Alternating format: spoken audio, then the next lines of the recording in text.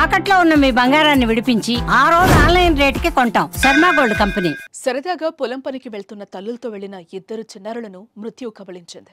పొలంలో నీటి తొట్టిలో సరదాగా ఈత కొట్టేందుకు వెళ్లిన ప్రమాదవశాత్తు మృత్యువాత పడ్డారు. ఈ విషాద ఘటన గోనెగండ్ల మండల కేంద్రంలో చోటు చేసుకుంది.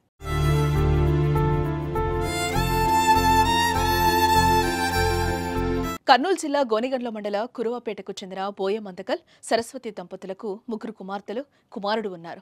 గ్రామాల్లోనే కూలీ పనులు చేసుకుంటూ జీవనం సాగిస్తున్నారు. వీరి రెండవ కూతురు మాధురి 6వ తరగతి వరకు చదివి మధ్యలో బడి మానేసింది. అలాగే అదే కాలనీకి చెందిన బోయ రంగప్ప నాయుడు మహేశ్వరి దంపతులు కూలీ పనులు చేసుకుంటూ జీవనం సాగిస్తున్నారు. వీరికి 2 కుమార్తెలు 1 కుమారుడు ఉన్నారు. వీరి రెండో కుమార్తె మంజుల కూడా బడి మానేసింది. రోజు మాదిరిగా సరస్వతి మహేశ్వరి శుక్రవారం ఓ రైతు పొలంలో పత్తి విత్తనాలు విత్తేందుకు వెళ్తుండగా వారి బిడ్డలు మాధురి మంజుల కూడా వెంట వెళ్లారు. తల్లులు పొలంలో పత్తి విత్తనాలు విత్తుతూ ఉండగా మధ్యాహ్న సమయంలో ఆ చిన్నారులు ఇద్దరు పొలంలోని నీటి తొట్టి దగ్గరకు వెళ్లారు. సరదాగా ఈత కొట్టేందుకు అందులోకి దిగారు. లోతు ఎక్కువగా ఉండడంతో నీటిలో మునిగిపోయారు.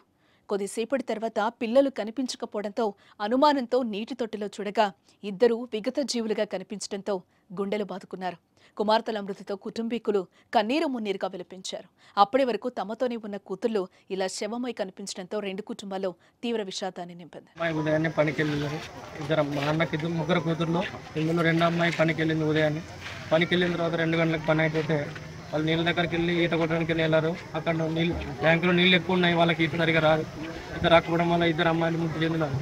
ఇళ్ళలో పడి కుటుంబానికి ఏదో ఆర్థికంగా ఉంటుందని చెప్పి పాప కూడా కూలికి వెళ్తుంది. రోజు ఆర్థికంగా మాకు చాలా ఇబ్బందిగానే ఉంది. ప్రభుత్వం ఎలాగైనా మమ్మల్ని సహకరించి అన్నకు ఏదో న్యాయం జరుగుతుందని భావిస్తున్నాను. నీ పేరు? నా పేరు మల్లేష్ గౌడ్.